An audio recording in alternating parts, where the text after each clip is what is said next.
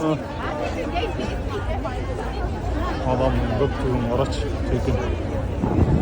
Kuba Mescidi.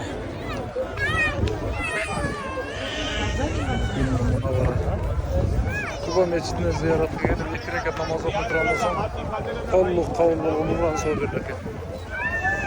Az ok çıktı inşallah. Allah razı olsun.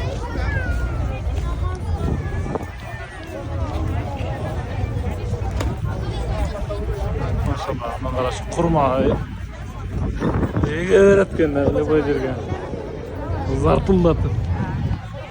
Kurman, gene. Manzarası. Hocam, kurma, bağır gene. Maşallah.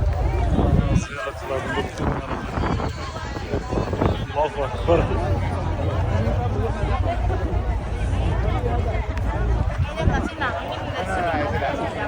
Nih, rombongan wajah lah nih.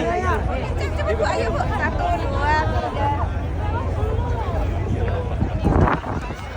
İnşallah niyet kıldım şu videonu görüp gözüm için.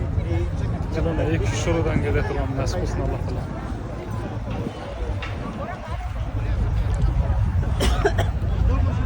Şehit Mustafa. Her yakanda gidelim.